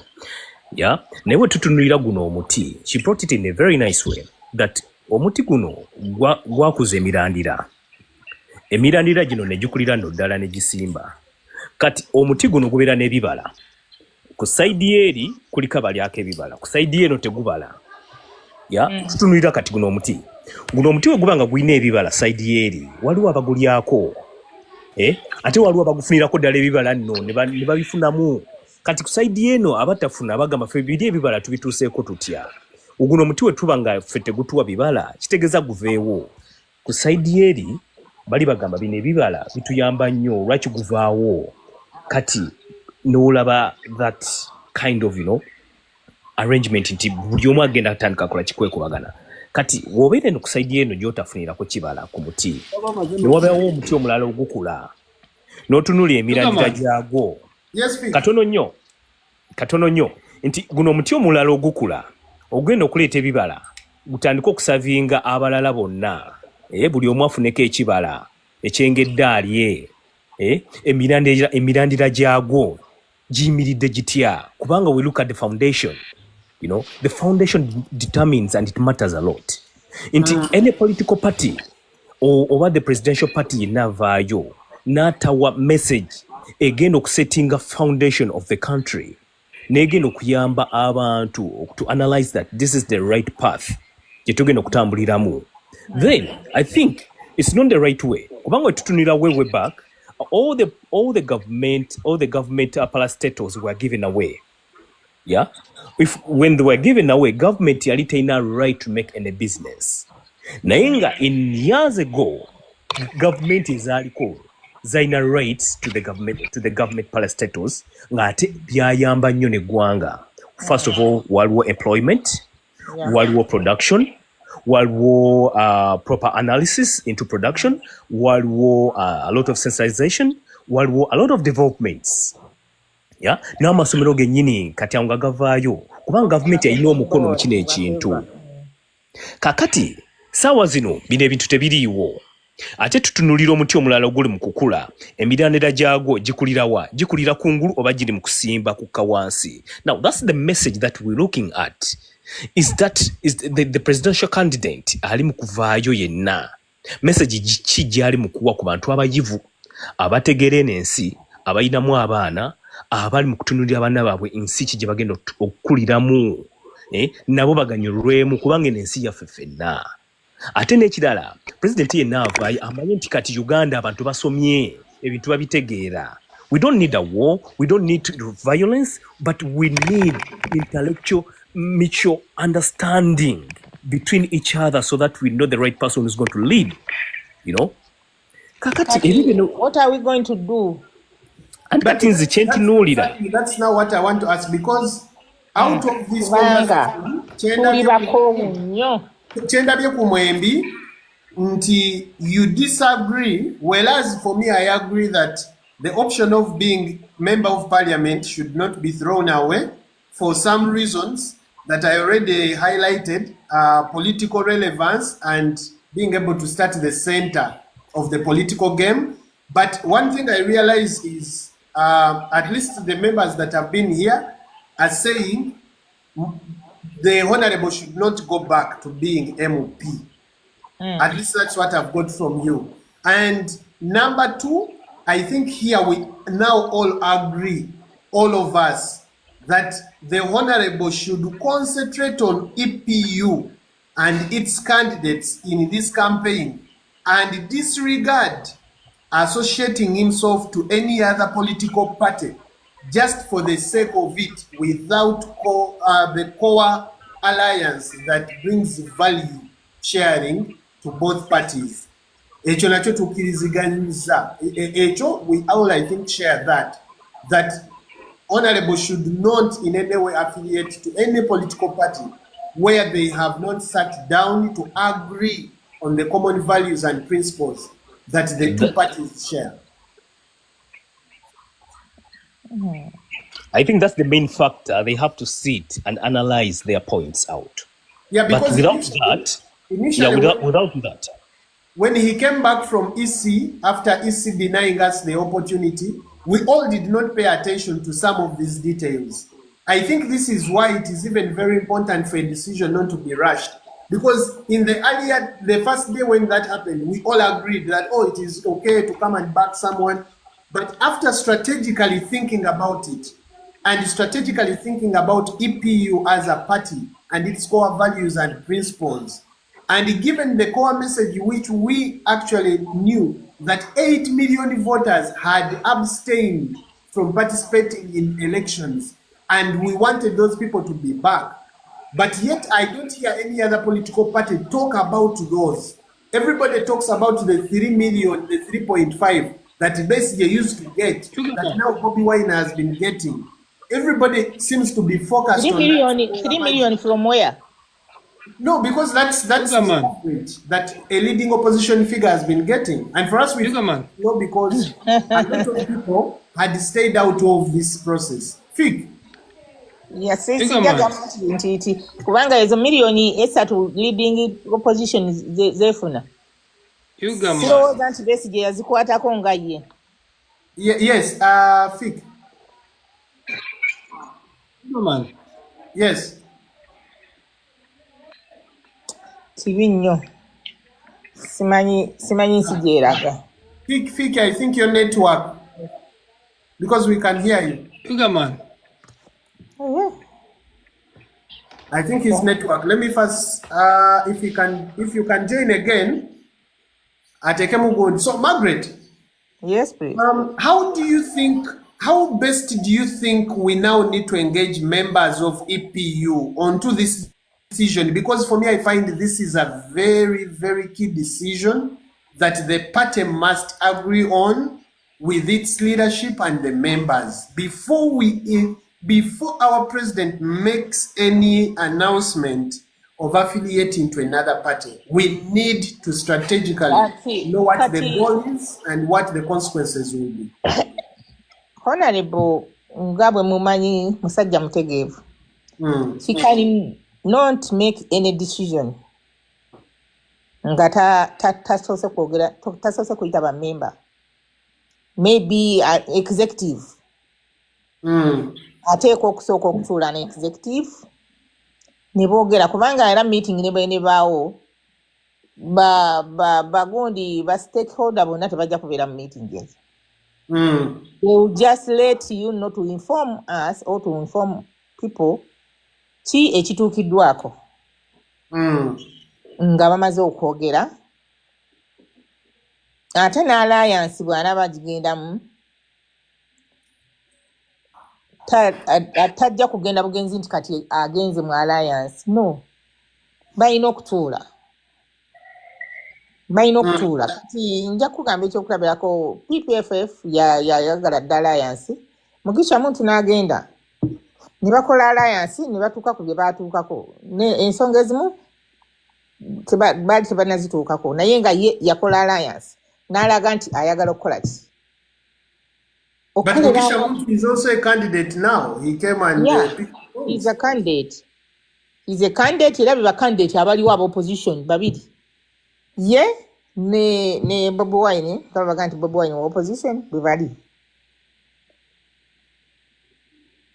Mugisha Muntu yagenda ku kavule. Simanyi bye batuukako na Bobi Wine. Simanyi oba bali mu nteeseganya naye oba bali muki. I don't know. Wow. Kwegamba olaba nti tulina ekizibu kinene nnyo kubanga asijja kwogera ku bibiina bino birala. Oyo Mpuuga nze sijja kwogera ku Mpuuga bwe yavaayo bwe yawandiisa ekibiina omuntu gwe yakolagana naye yewa NRM yennyini gwe tumanyidde ddala kasita yakolagana n'oyo Bwanika nemmanya nti Mpuuga ddala si muntu ayimiridde wabiri kubanga Bwanika wa NRM. His political record is getting soiled day in day out.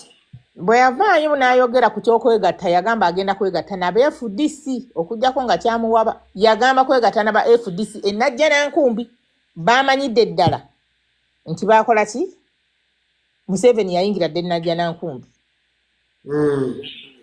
Kati awo nze oyo Bwanika gundi Mpuuga nze simuyinaamu gundi mulabanga omusajja ow'enkwe.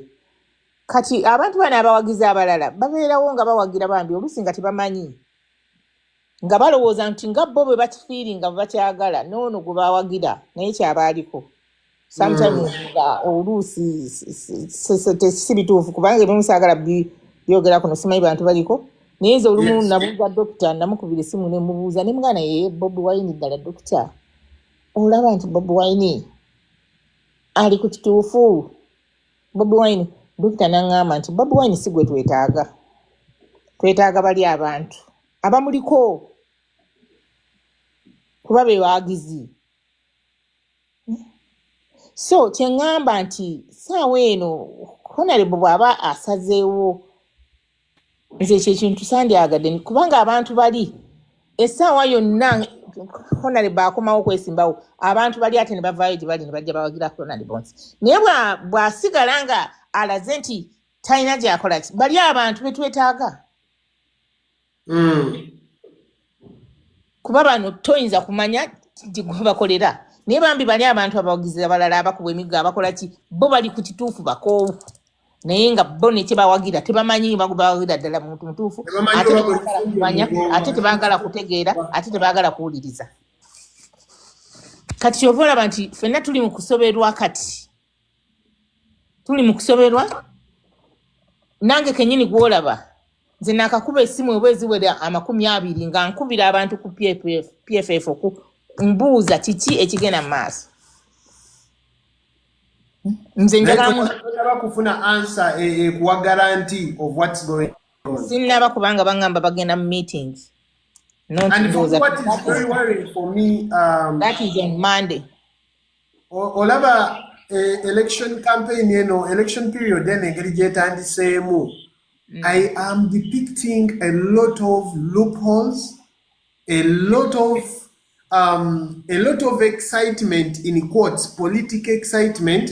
Erese abamanyifu wabula saabamanyi saabamanyi akyawula nze meeting gundi bwe baamala okwewandiisa nayagala nnyo okuwulira speech ya Nuupu.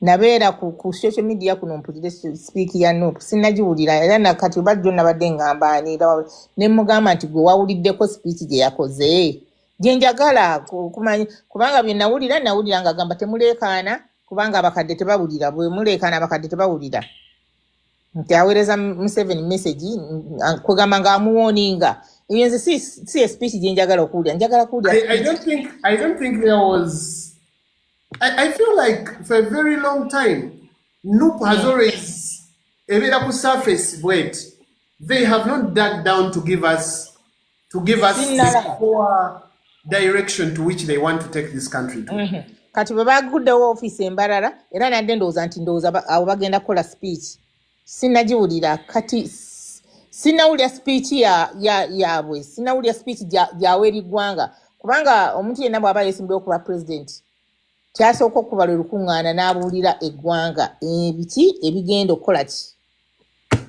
naye sinnagiwulira eyo speech naye olw'okuba nti abantu bakoowu tovola nti olw'okuba bakoowu olw'okuba abantu benyiddwa abantu bakugamba ne bagamba tukodyeddemu nina abankubira essimu wano mu PFF ne bagamba Margaret ffe tukadiyidde mu opposition nkooye ebiki embeera kugamba abantu b'ekyayi abantu baagala kuwulira kimu Museveni agenze then what next Where are we going as a country? Bane Margaret neyanziza nnyo weebalire Ddala for sharing the insights. Nkufollowinze. I think we can actually be able to engage. Tulabe. Waliwo wano agambye Honorable Abdu agambye they don't have ideologies so they can't make a good speech. Yes. I basically agree. I think they have a fantasy of a lot of emotions collected together. They have a little bit of strategy, but the strategy is so short term. It is so short term that it lacks clarity into what the long term strategy is for the political agenda they are pushing. Wampa ku simu yo ngenda gikutera mu inbox Margaret because I think we can actually share a lot and kintu kikulu nnyo nti olina this whole background of following up on political issues. I think even me personally I would learn a lot from you because this is the time for people like us who have an opportunity to create a platform like this one to continuously learn and unlearn a few things, and also be able to stand up and advocate for what makes Uganda a better country tomorrow. Not simply what I want to enjoy today, but what the country can sustain for a long time as a development plan and an agenda. So, nange kenyini nina bingi bye nsobola okuyigirako ng'omuntu, especially because I even have my questions. I have my questions into the figures of Kizza Besigye. I have my questions into the figures of Mugisha Muntu. I have my key questions into the figures like Elias Lukwago, Norbert Mao. These are very, very prominent individuals who seem to be very bright, but what went wrong? What went wrong? They all seem to be participating in this same cycle of politics. Naye tetwabafunamu, tetubafunyeemu kintu kiri awo kigasseeko nnyo, and all of them seem to be now weakening at the current state. So bintu bingi nnyo ebiri awo, I think, and as people abalina ku platforms n'entonotono, we can forecast, we can go deeper, we can dig deeper into real issues and discover why do we have this problem within this political circle. So nange Margaret ngenda kuyigirako bingi, and I'm glad that you actually shared a lot today, which I know very many people have benefited from, have benefited from. So we've been on this live for quite almost 3 hours. Ladies and gentlemen, thank you so much for your participation. Abawagizi ba EPU mwebale nnyo mwebalire ddala, waliwo abamu abatandise okumpeereza mu WhatsApp. Thank you so much. Nze nina agenda 2 zengenda okwadvocatinga for, and we will find out the best alternative. I have a question of how do we maintain our political relevance now that people are saying probably our president should not go back to parliament and he's going to be at the apex of the party. The question is, how do we maintain our political relevance until 2031? Then question number 2, do we really need to affiliate and back any other candidate? And if we are going to do so, what is our end goal? Away from just saying, you know, because somebody has numbers, what is our end goal? And can we justify that we really benefit from that affiliation, or we are doing it for the sake of just doing it? So those are the two positions that personally I am driving to people of influence in EPU, and also to put on President Muhammad Nsereko's table. I am putting these questions there because I know definitely he will understand. As Yuga man, I have a stake in what Uganda becomes tomorrow, and I have to put these questions to him without fear or favor. You understand? We must question the intent of the actions that he's going to take. And that is what makes us maybe a unique party as well. That I can come here and we take our stand to him. And once he convinces us, because even me, I listen, once we are convinced that probably what is going to be done is the best for the party, and yeah, because yes, this is very true, Fik. Honorable should find ways of remaining relevant in politics of Uganda, because we've seen it. I have seen it. I have seen Mbabazi's struggle when he left the mainstream of politics. I have seen Kenny Ruchams go down the drain. I have seen Mugisha Muntu came promising to go and build root structures. When he lost the presidential election last term, up to now, he has not built any structures because probably he lost the relevancy. So we must ask the question, how do we politically remain relevant until 2031? And for me, that is the reason I was saying, Honorable, if he goes back to parliament, we've mastered that. The relevance part in politics, we've gone into it. But of course, if we don't have that momentum to maintain that political relevancy, because right now I think even the relevance that EPU got is the fact that Honorable was still in parliament. Everybody knew that this is the MOP Kampala Central. Now he's brought a new party, he has an agenda, let's go and affiliate. But I think when you're out of the mainstream political structure, it's quite hard to remain politically relevant on that. But of course, there is so many things to discuss. I see Honorable Abdu, do you want to come up? Because I would love to hear you, but probably if you are not ready, because Honorable Abdu here, who has just commented, is the General Secretary of EPU. He's the General Secretary, but I think I know probably they have not yet sat down in a meeting to make decisions. So I don't know if he's ready to come and give us a word. Yeah, he has said it's okay. Let me invite him because we need to listen to him as the General Secretary and probably give us a word on what's going on.